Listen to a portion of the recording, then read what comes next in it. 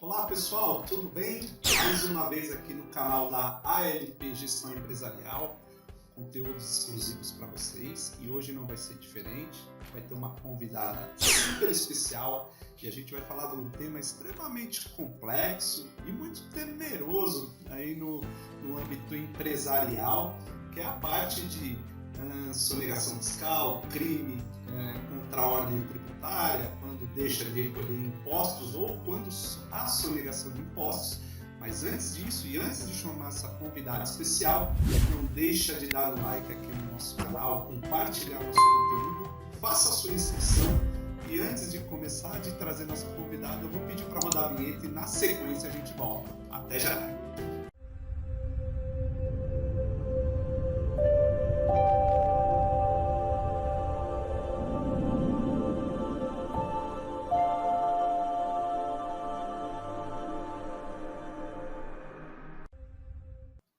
É isso, pessoal, voltamos e eu vou apresentar a nossa convidada mais que especial, a Cristiane Simões. Ela é que é advogada há mais de 22 anos, ela é formada pela PUC, é mestre no direito penal, é presidente do BNI Lira, lá, o nosso grupo de empresários, e também é professora universitária. Olha, uma baita biografia, muito conteúdo aqui para os nossos espectadores.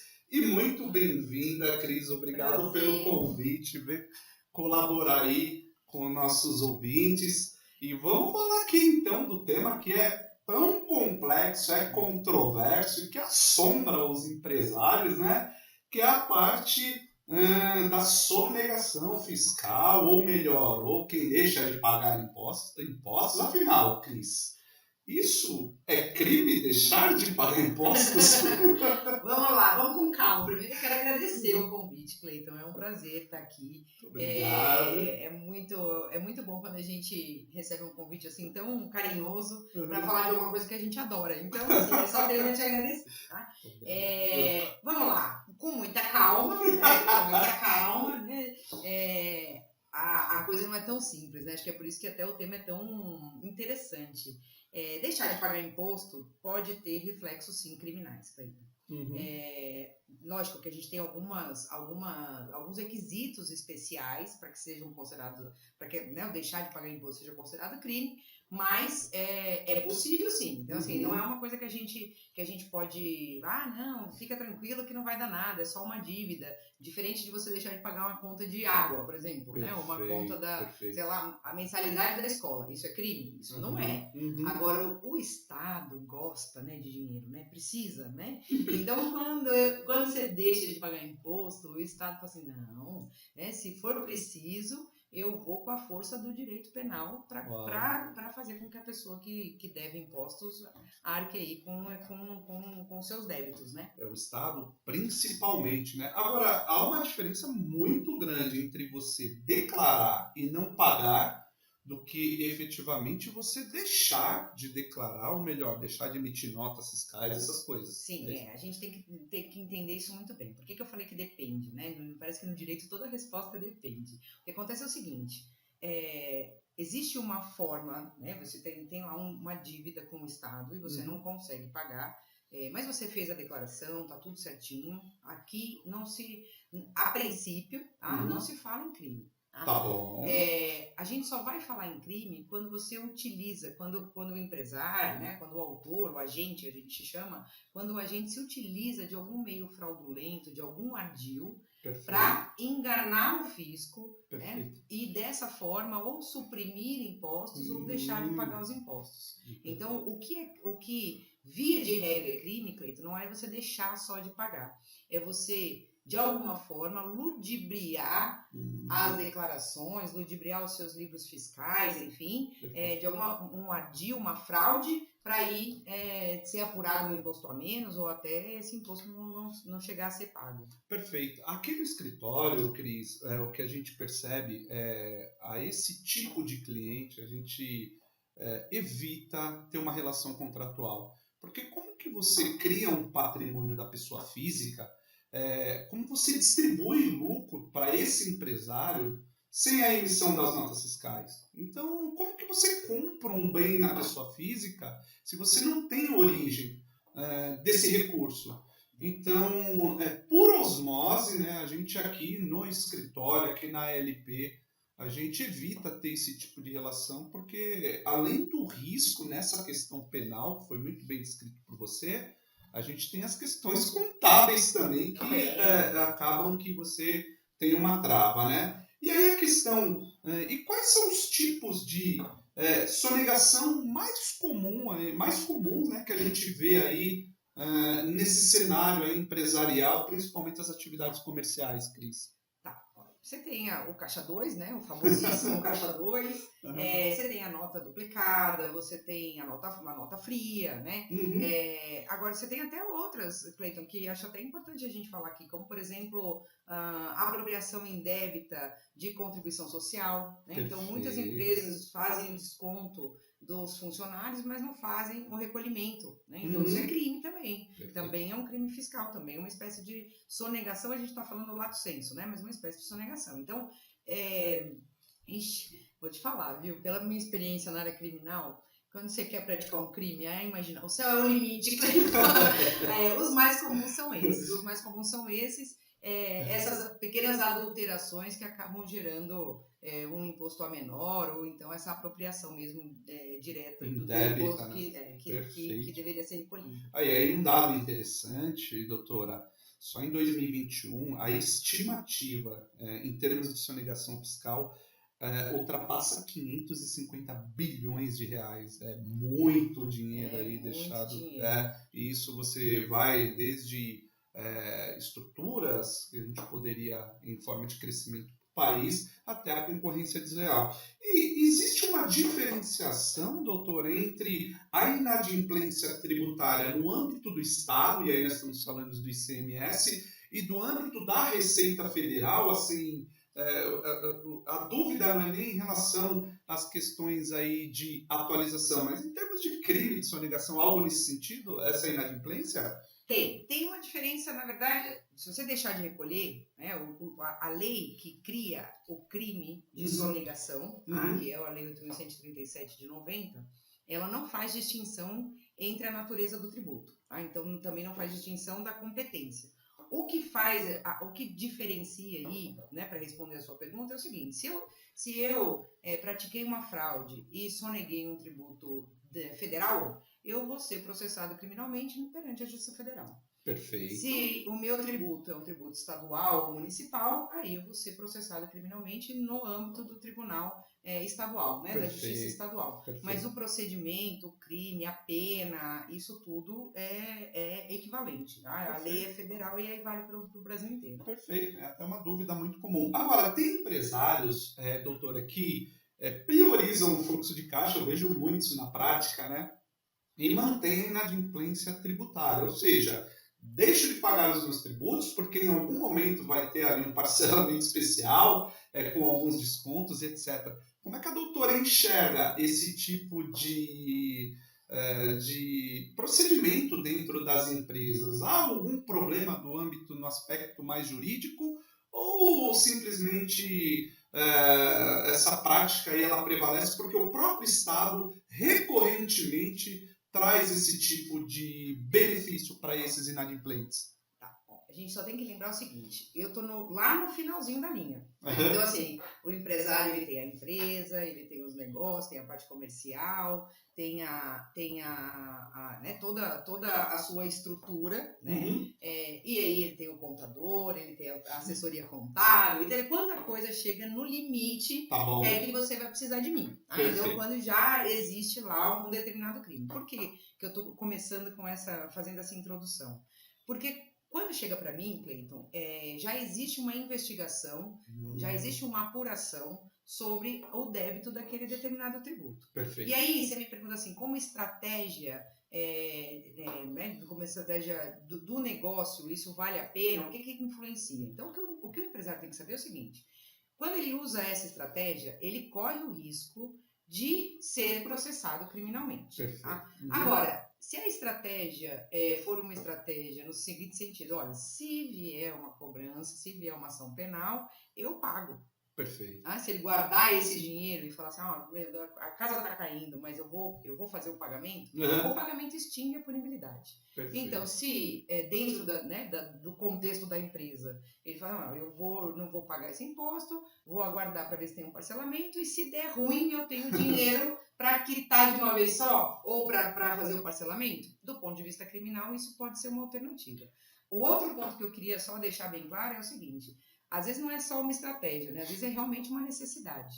E isso é uma tese que tem sido admitida muito nos tribunais no seguinte sentido: assim, olha, para o meu negócio sobreviver, eu tive que tirar de algum lugar. Perfeito. Então eu não posso deixar de pagar fornecedor, eu não posso deixar de pagar funcionário. Então o que eu posso deixar de pagar é tributo. Perfeito. Então, assim, na situação em que eu me encontrava, eu não tinha outra alternativa a não ser sonegar o imposto para poder ter o fluxo de caixa para manter o meu negócio. Perfeito. E aí, isso é uma tese, né, que a gente sustenta às vezes, e que tem amparo nos tribunais, no sentido de que essa conduta não é criminosa, porque qualquer pessoa no lugar desse empresário, para salvar o negócio, para manter os empregos, faria a mesma coisa, e aí por isso que não tem reprovabilidade, não haveria uma condenação criminal nessa situação. Perfeito, a gente vê isso muito no escritório, que é a parte mais operacional ali na parceria com essas empresas. A gente vê os dois cenários, aquele que usa como estratégia mesmo, deixa de pagar imposto, vai vir um PERT da vida, vai vir um refis com benefícios, e aí lá na frente a gente conversa. E também tem a parte ali de que realmente o cara ele privilegia a folha de pagamentos, fornecedores, para a empresa continuar rodando. O que nós temos que lembrar aqui também é que, em se tratando de impostos federais, os juros, a atualização diária é de 0,33% ao dia, mais taxa Selic ao mês, a empresa deixa de ter certidões, por acaso ela trabalha com o governo, principalmente, ela cria um problema, a execução fiscal que tem andado cada vez mais rápido, ou seja, em algum momento pode haver um bloqueio de contas e afins. Então, tem que tomar muito cuidado nos dois cenários aí para quem pratica. Agora, doutora Cristiane, o que acontece? Eu vejo aqui, eu já tive um caso no escritório, quando se fala em guerra fiscal, é um assunto um tanto complexo, né? E nós estamos falando na questão do ICMS. Um cliente meu compra mercadorias fora do estado, em operação interestadual, e lá na nota fiscal vem destacado os 12%, o qual ele faz crédito normal da operação, e posteriormente ele faz a venda dessas mercadorias. Ele recebeu uma intimação da delegacia, olha só, o qual o governo ali, ele, além de glosar esse crédito de 12%, porque ele alega que essas empresas lá fora possuem benefício fiscal e, portanto, não pagam os 12% que está na nota, o Estado ainda está tipificando algum crime contra a ordem tributária. Isso é comum, os tribunais entendendo de que forma esse tipo de prática, que obviamente, ao meu ver, é abusivo por parte do governo. Com relação à guerra fiscal, olha só o nosso problema, você vai me entender muito bem. Cada estado tem a sua legislação no que diz respeito ao recolhimento do ICMS. Perfeito. Mas a lei penal, ela é federal. Então, o que a gente tem é uma casuística muito grande, Cleiton. Eu não tenho nem... Eu posso falar a maioria, vou te falar aqui de São Paulo, que é onde eu atuo, né? Na maior parte do tempo é aqui em São Paulo. O estado de São Paulo vai mesmo para cima desses empresários, tá? E criminalmente. Você falou abusivo, e aí eu estou dando a minha opinião. Sim, tá? sim. Eu também acredito que é abusivo. A gente é signatário do Pacto de São José da Costa Rica, e por esse tratado internacional, o Brasil se comprometeu a não prender ninguém para cobrar dívida, a não ser na hipótese lá da pensão alimentícia, que é uma exceção. Perfeito. Mas via de regra a gente não prende pessoas porque devem, né, porque tem débitos. Perfeito. Esse entendimento, né, durante muito tempo a gente teve esse entendimento pacificado. Por isso é que eu te falei, né, lá no começo, falei, olha, né, na maioria das vezes, aqui com umas ressalvas, dever não é crime, só é crime se você empregar algum tipo de fraude e tal. Perfeito. Mas o STF em 2019, ele deu ele tomou uma decisão no habeas corpus que é paradigmática e que mudou um pouco isso. Ele fala do ICMS declarado e não pago, se o empresário faz isso com contumácia, né? Se é um modelo de trabalho dele, modelo de gestão empresarial dele, o STF passou a entender que é crime. Então, assim, o que a gente tem?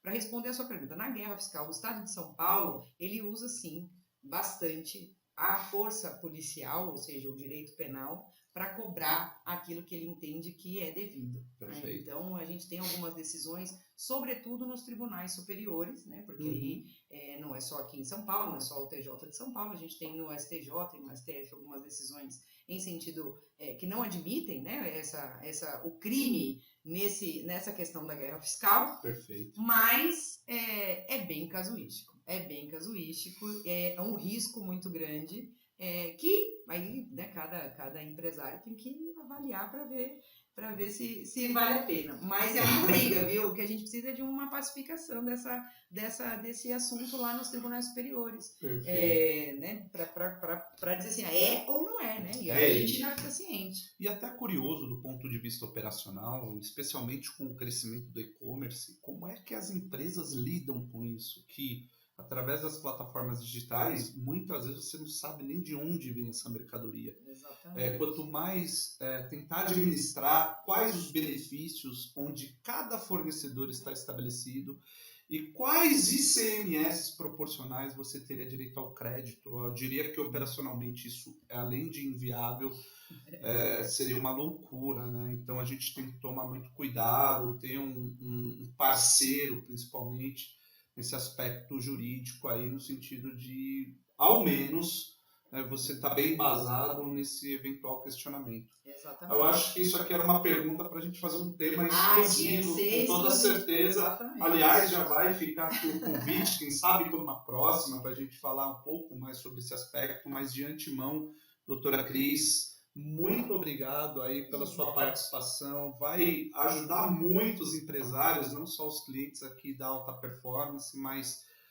os nossos espectadores, os nossos parceiros, e assim, muito bom ter pessoas tão qualificadas aqui compartilhando seus conhecimentos. Muito obrigada, Cleiton, de novo, eu estou sempre à disposição, quando você me chamar, a gente dizer, essa pauta que você me mandou, eu falei, ixi, é o quê? 2 horas de programa? Pensei, a gente vai ficar a tarde inteira com até 12 minutos. Muito obrigada. Quando você quiser falar de guerra fiscal, quando você quiser aprofundar um pouquinho em outros temas, pode me convidar, eu estou sempre à disposição. Foi um prazer enorme estar aqui e espero que de fato tenha ajudado aí as pessoas que estão assistindo a gente. Muito obrigado. Então, para você que gostou desse conteúdo aí, não deixe de se inscrever, não deixe de dar um like, não deixe de compartilhar. E até a semana que vem com novos conteúdos aí específicos, sempre com um case de sucesso, como foi esse último tema aqui, essa última questão. E até a próxima. Muito obrigado.